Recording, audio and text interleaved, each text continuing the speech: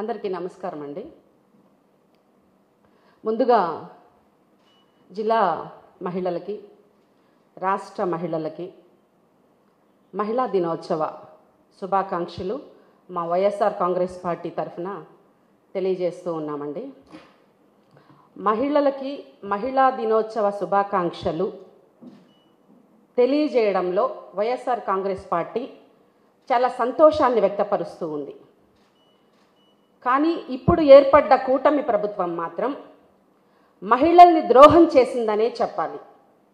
రేపు మహిళా దినోత్సవం సందర్భంగా మహిళలకి ఈ రాష్ట్ర ప్రభుత్వం ఎలాంటి సంతోషకరమైనటువంటి వార్తల్ని వినిపించి శుభాకాంక్షలు చెప్పదలుచుకున్నదో తెలియచేయాలని కూడా మేము కోరుతూ ఉన్నాం. జగన్మోహన్ రెడ్డి గారు పరిపాలనలో మహిళలకి పెద్దపీట వేయడం జరిగింది. వాళ్ళ పేరుతో అనేక సంక్షేమ పథకాలను ఇవ్వడం జరిగింది. చివరికి ఎన్నికలకి ముందు ఆపద్ధర్మ ముఖ్యమంత్రిగా కూడా ఎన్నికల కోడ్ ఉన్నప్పటికీ చేయూత పథకం డబ్బులు వాళ్ళ అకౌంట్స్లో వేయడం, ఎన్నికలు అయిన తర్వాత కూడా మహిళలు ఆ చేయూత డబ్బులు తీసుకోవడం జరిగింది. అంటే మహిళల యొక్క సంక్షేమం కోసం జగన్మోహన్ రెడ్డి గారు నిరంతరం ఆలోచించి అనేక సంక్షేమ పథకాలని మహిళలకి డైరెక్ట్గా అమ్మఒడి పథకం అయితేనేమి, చేయూతనైతేనేమి, ఇలాంటి ఇంటి పట్టాలు కానివ్వండి, ఇలాంటివి పొదుపు మహిళలకి రుణాలు కానివ్వండి, ఇవన్నీ కూడా అందించినటువంటి ఘనత జగన్మోహన్ రెడ్డి గారికి దక్కుతుంది. ఈ ప్రభుత్వం మోసపూరిత మాటలు చెప్పి మహిళలు మాకు అర్ధరాత్రి వరకు క్యూలో నిల్చుకొని ఓట్లేశారు అని చెప్పి అధికారంలోకి వచ్చారు ఈ కూటమి ప్రభుత్వం. అర్ధరాత్రి వరకు ఓట్లేసినటువంటి మహిళలకి రేపు మహిళా దినోత్సవం సందర్భంగా ఎలాంటి పథకాలని, కొత్త పథకాలు ఇవ్వబోతున్నారా, లేకపోతే వీళ్ళు చెప్పినటువంటి సూపర్ 6 పథకాలని అమలు చేయబోతూ ఉన్నారా, ఎలాంటి కానుకల్ని మహిళలకి అందించబోతూ ఉన్నారో తెలియచేయాల్సినటువంటి అవసరం ఉంది. మేము జగన్మోహన్ రెడ్డి గారు సంక్షేమ పథకాలని ఒక కొత్త తరహాలో అసలు ఏ ముఖ్యమంత్రి కూడా తీసుకురానన్నటువంటి పథకాలని తీసుకొచ్చారు. అమ్మఒడి అనే పథకం గతంలో 14 సంవత్సరాలు ముఖ్యమంత్రిగా చేశానని చెప్పినటువంటి చంద్రబాబు నాయుడు గారు అమ్మలకి చదివించుకునే బిడ్డల కోసం ఒక పథకాన్ని ప్రవేశపెట్టాలి అన్నటువంటి ఆలోచనే లేని చంద్రబాబు నాయుడు గారు మా జగన్మోహన్ రెడ్డి గారిని చూసి అమ్మఒడి ఇస్తున్న జగన్మోహన్ రెడ్డి గారు అని చెప్పి ఎలాగైనా అధికారంలోకి రావాలని అమ్మకి వందనం పేరుతో మహిళల్ని మోసం చేశారు. అదేవిధంగా మేము చేయూత పథకాన్ని ప్రవేశపెడితే మేము కూడా ఆడబిడ్డ నిధి అని చెప్పేసి నెలకి 1500 రూపాయలు 18 సంవత్సరాలు పూర్తయిన ప్రతి మహిళకి కూడా మహిళ ఆడబిడ్డ నిధి కింద ఇస్తామని చెప్పి ఈ రోజుకి 9 నెలలు అధికారంలోకి వస్తే నెలకి 1500 రూపాయల చొప్పున ఎన్ని నెలలైందో రేపన్నా మహిళల ఖాతాల్లోకి ఆ డబ్బుల్ని జమ చేయబోతున్నారా ఈ కూటమి ప్రభుత్వాన్ని మేము ప్రశ్నిస్తూ ఉన్నాం వైఎస్ఆర్ కాంగ్రెస్ పార్టీ మహిళా విభాగం తరఫున. అలాగే ఉచిత బస్ అన్నారు, ఈరోజు దానికి ఊసే లేదు. మంత్రుల్ని పంపిస్తారు పక్క రాష్ట్రాలకి పరిశీలించి రమ్మని. అమ్మఒడి పథకం కోసం చెప్తారు లోకేష్ బాబు గారు రూట్ మ్యాప్ వేస్తున్నాము అని. ఇవన్నీ కల్లబొల్లి మాటలు. మహిళల్ని నిండా ముంచేసింది కూటమి ప్రభుత్వం. పోతే బీసీలకి 50 సంవత్సరాలకే పెన్షన్ ఇస్తామని చెప్పారు. బీసీలని తెలుగుదేశం పార్టీ అంటే బీసీల పార్టీ అని చెప్పి బీసీలని పూర్తిగా మోసం చేసినటువంటి ఈ కూటమి ప్రభుత్వం ఎందుకు 50 సంవత్సరాలకి బీసీలకి పెన్షన్ పథకాన్ని ఇంకా ప్రవేశపెట్టలేదోనని మేము అడుగుతూ ఉన్నాం. ఈరోజు అనేక కులాలు, బీసీ కులాలు ఎస్సీ రిజర్వేషన్ కోసం, ఎస్టీ రిజర్వేషన్ కోసం ఎదురు చూస్తూ ఉన్నాయి. మీరు ఎన్నికలకి ముందు కూడా హామీ ఇచ్చారు. ఉదాహరణకి వాల్మీకి బోయలు కావచ్చు, రజకులు కావచ్చు, వడ్డర్లు కావచ్చు, ఇలాంటి కులాలన్నిటినీ కూడా ఎస్సీ ఎస్టీ జాబితాలో చేర్పిస్తామని చెప్పి మీరు మాట ఇచ్చి ఉన్నారు. ఆ మాటను నిలబెట్టుకునే ప్రయత్నంగా ఏమన్నా ఇప్పుడు జరుగుతున్నటువంటి అసెంబ్లీ సమావేశాల్లో మీరు తీర్మానం చేశారా అని మేము ప్రశ్నిస్తూ ఉన్నాం. రాష్ట్రంలోనూ కేంద్రంలోనూ మీ కూటమి ప్రభుత్వమే ఉంది కదా, మరి ఆ రిజర్వేషన్ల గురించి తీర్మానం గురించి మీరు ఊసే ఎత్తడం లేదు.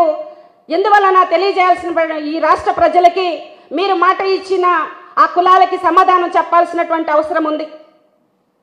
ఇకపోతే నిన్న నారాయణ గారు మాట్లాడుతూ జగన్మోహన్ రెడ్డి గారికి 11 సీట్లే ఇస్తే ప్రతిపక్ష హోదా అడుగుతున్నారు.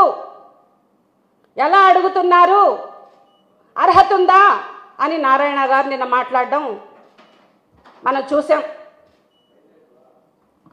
ఏమండి నారాయణ గారు, మీరు నిన్న ఒక మాట కూడా అన్నారు, ప్రజలు ఒక అవకాశం ఇస్తారు, బాగా పనిచేస్తే మరొకసారి అవకాశం ఇస్తారు అని. మరి మీరు 2014లో అధికారంలో ఉన్నారు కదా, మరి మీకు 2019లో అధికారం ఇవ్వలేదంటే దాని అర్థం ఏంటి? అంటే మీరు బాగా పనిచేయలేదనే కదా. అంటే మీకు 23 సీట్లు వచ్చాయి కదా రోజు. మీ ఆ రోజు ఓట్లెన్ని? ఈ రాష్ట్ర ప్రజలు మీకు ఇచ్చిన ఓట్లెన్ని? మాకు ఇప్పుడు ఇచ్చిన ఓట్లెన్నో తెలుసా? ఓడిపోయారని మీరు మాట్లాడుతున్నారు. ప్రజల్ని మోసం చేసి అధికారంలోకి వచ్చారు అని మేము మాట్లాడుతున్నాం. ఏమంటారు నారాయణ సార్?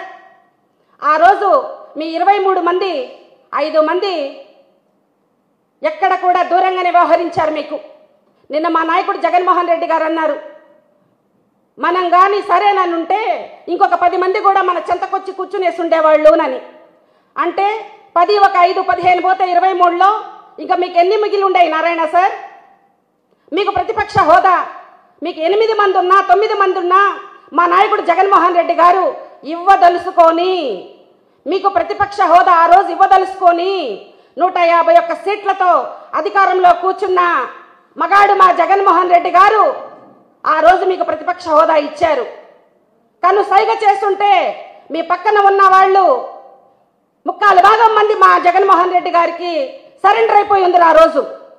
కానీ మా నాయకుడు ఏ రోజు కూడా ప్రజల పక్షాన ఏమైనా ప్రశ్నలు ఉంటే వాళ్ళు ప్రశ్నించాలి, మనం వాటికి సమాధానం చెప్పాలి అన్న ఉద్దేశంతో ఆ రోజు మీకు ప్రతిపక్ష హోదా ఇచ్చారు. 11 సీట్లు ఉన్నా ప్రతిపక్ష హోదా ఇవ్వకూడదునని ఎక్కడన్నా రూల్ ఉందా నారాయణ గారు? మిమ్మల్ని, మీ నాయకుడు చంద్రబాబు నాయుడు గారిని, జగన్మోహన్ రెడ్డి గారిని, బీజేపీ నాయకులందరినీ కూడా నేను అడుగుతూ ఉన్నా. ఢిల్లీలో 3 సీట్లున్నా కూడా ప్రతిపక్ష హోదా ఇచ్చారు, మాకు కూడా అలాగే ఇవ్వండి. 40% మంది ఓటర్స్ మాకు ఓట్లేశారు. ప్రజా సమస్యల పక్షాన మేము పోరాడాలి, మాకు ప్రతిపక్ష హోదా ఇవ్వండి అని మా జగన్మోహన్ రెడ్డి గారు మాట్లాడితే మీకు అర్హతే లేదని మాట్లాడతారా? మీకు మాత్రం సుర్రుమంటదే కార్పొరేటర్కి ఎక్కువ, ఎమ్మెల్యేకి తక్కువ అని అంటే, మాకు మాత్రం మమ్మల్ని అవమానిస్తే మాకు మాత్రం కాలకూడదా? ఆ రోజు మీకు 23 సీట్లే కదా. నువ్వు ఆ రోజు దొడ్డిదారిన ఎమ్మెల్సీ సీటు తెచ్చుకొని మంత్రి అయ్యావు కదా. ఆ రోజు మరి నువ్వు మంత్రిగా ఈ జిల్లాలో పరిపాలించావు కదా. నువ్వు చాలా బాగా పనిచేశాను, అన్ని పార్కులు చేశాను, ఇన్ని రోడ్లు వేసాను, ఇన్ని కుళాయిలు వేసానని చెప్తూ ఉంటావు కదా. మరి నిన్ను ఎందుకు ఓడించారు నారాయణ సార్? సమాధానం చెప్పగలరా? ప్రజలకి నువ్వు అంత బాగా చేస్తుంటే, నువ్వు దొడ్డిదారిని ఎమ్మెల్సీ తెచ్చుకొని కూడా మంత్రి అయ్యి నువ్వు ప్రజలకంత సేవ చేస్తుంటే ప్రజలు నిన్ను ఎందుకు ఓడించారు సార్? ప్రజలు మమ్మల్ని ఓడించలేదు సార్.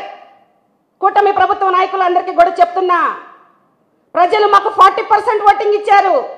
మీరే చేతగాక అన్ని పార్టీలు కలిసి, నేను ఒక్క మాట అడుగుతున్నానండి కూటమి నాయకుల్ని, మీకు ఛాలెంజ్ కూడా విసురుతున్నా. జనసేనకి 21 సీట్లు వచ్చాయి అంటున్నారు, మీ ఓటింగ్ శాతం ఎంత? టీడీపీకి 135 అంటున్నారు, మీ ఓటింగ్ శాతం ఎంత? బీజేపీకి 8 అంటున్నారు, మీ ఓటింగ్ శాతం ఎంత?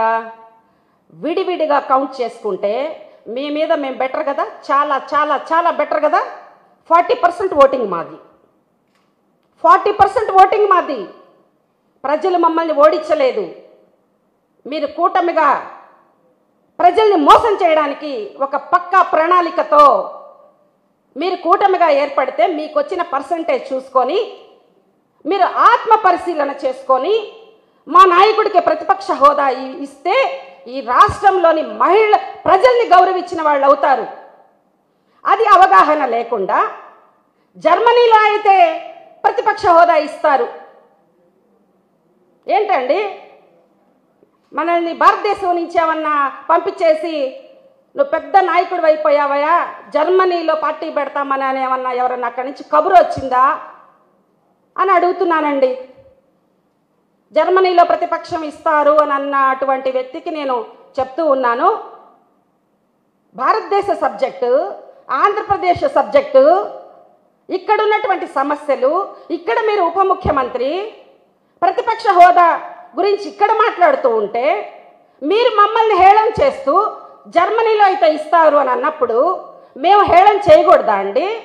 మేము హేళన చేయలేదండి, అట్టగూడాను మిమ్మల్ని హేళన చేయలా. మిమ్మల్ని మీ కూటమి నాయకులే హేళన చేశారు. ఎలాగో చెప్పనా, సీజ్ ద షిప్ అన్నారు. మీరు ఏమన్నారు? Seize the ship.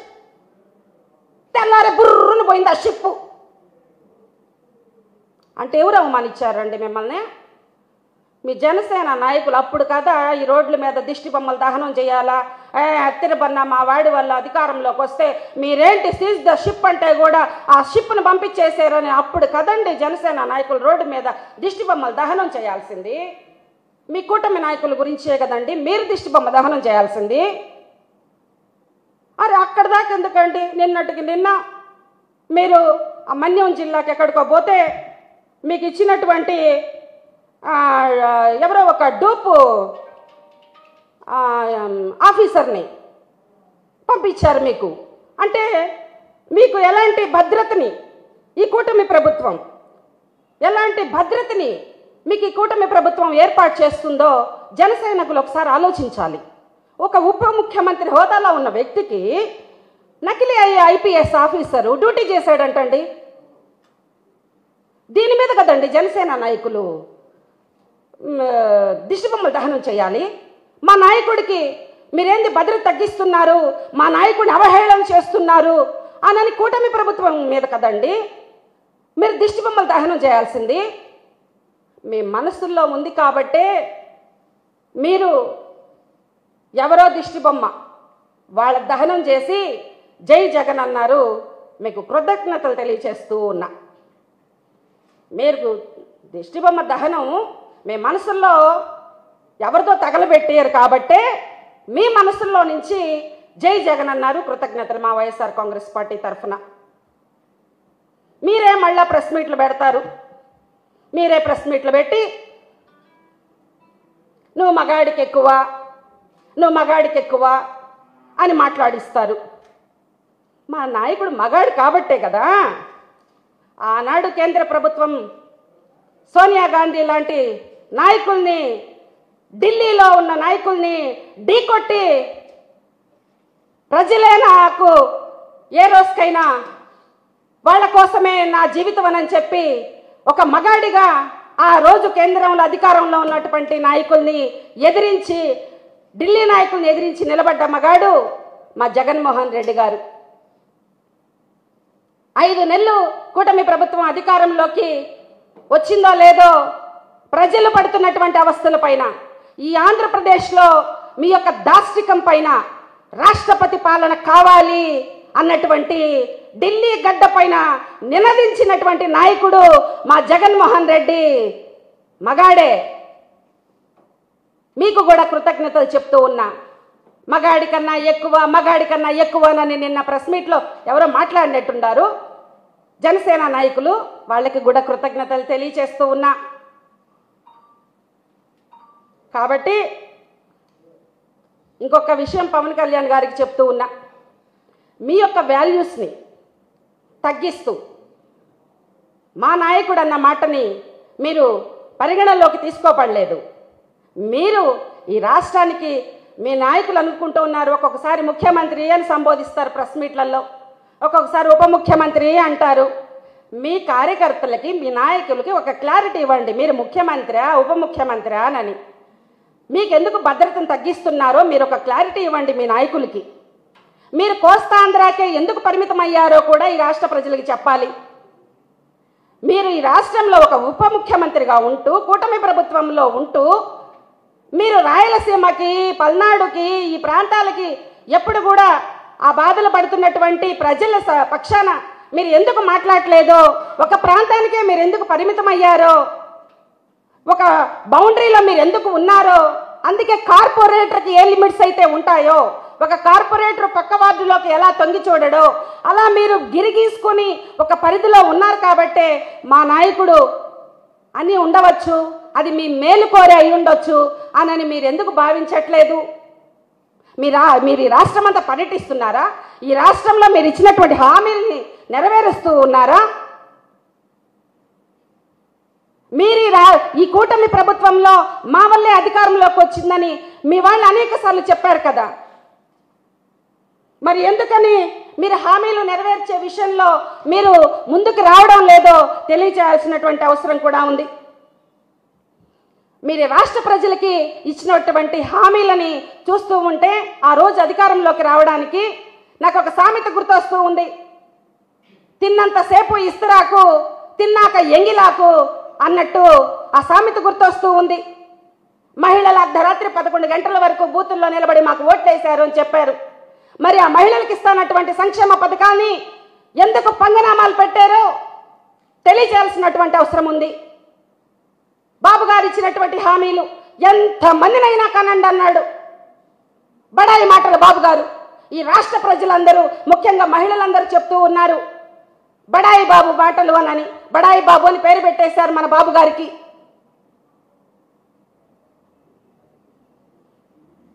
బటన్ నొక్కడం ఎంతసేపు, మూలన కూర్చున్న ముసలమ్మ కూడా సంక్షేమ పథకాల కోసం బటన్ నొక్కుతుంది అని ఆ రోజు మాట్లాడారు. మరి ఈరోజు ఎందుకు బటన్ నొక్కలేకపోతున్నారు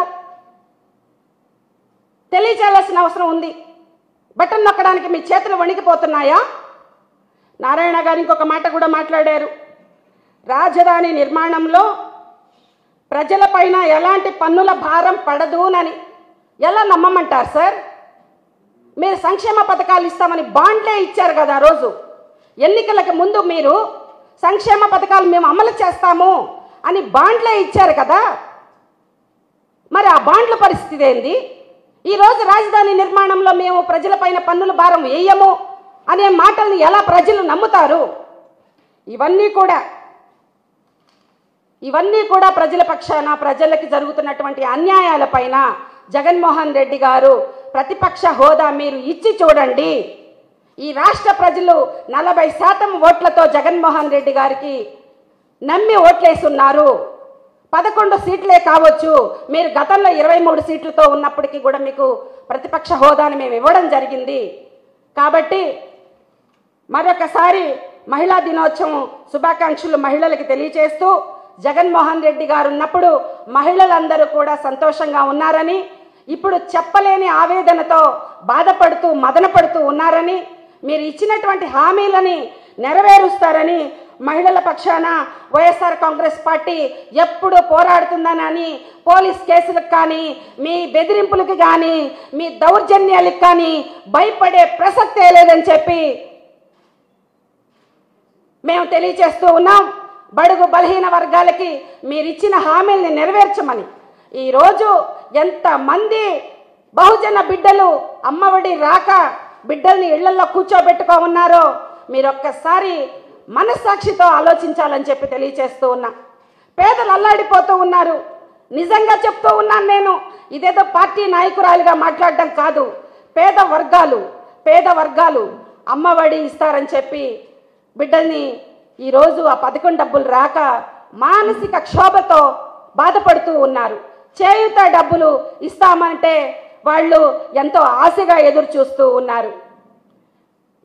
మిమ్మల్ని రాష్ట్ర ప్రజలు నమ్మక ద్రోహులుగా భావిస్తూ ఉన్నారు.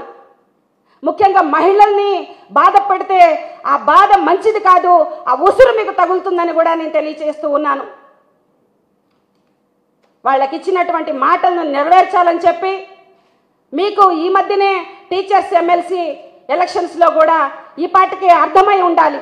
ఎందుకనంటే టీచర్స్ అందరూ ఏకదాటిగా వాళ్ళు పోటీ చేసిన అభ్యర్థిని గెలిపించుకున్నారు అని అంటే అమ్మఒడికి ప్రజలతో దగ్గరగా, బిడ్డలతో దగ్గరగా వాళ్ళు చూశారు. కాబట్టి మీకు ఈ 9 నెలల పాలనలోనే ప్రజలకి పూర్తిగా అర్థమైపోయింది. కాబట్టి ప్రజల నుంచి ఇప్పటికే మీకు పూర్తిగా వ్యతిరేకత వచ్చింది అన్న విషయాన్ని తెలియజేస్తూ మేము ఎప్పుడు కూడా వైఎస్ఆర్ కాంగ్రెస్ పార్టీ తరఫున మహిళల కోసం, మహిళా సమస్యల కోసం మేము ముందుంటామని చెప్పి మీరు ఇచ్చినటువంటి హామీలు అమ్మఒడి కావచ్చు, ఆడబిడ్డ నిధి కావచ్చు, ఉచిత బస్సు కావచ్చు, అవన్నీ కూడా రేపు మహిళా దినోత్సవం సందర్భంగా మహిళలకి వాళ్ళ ఖాతాల్లో వేసి మీ యొక్క పరిపాలన దక్షతని మీరు నిరూపించుకోవాలని చెప్పి మేము తెలియజేస్తూ మరొకసారి పవన్ కళ్యాణ్ గారిని మేము ఎద్దేవా చేయలేదు, మీరే మమ్మల్ని ఎద్దేవా చేశారు, ఎవరికైనా బాధ ఒకటే కాబట్టి ఆలోచించి మా నాయకుడికి ప్రతిపక్ష హోదా ఇస్తారని చెప్పి మేము ఆశిస్తూ ఉన్నాం.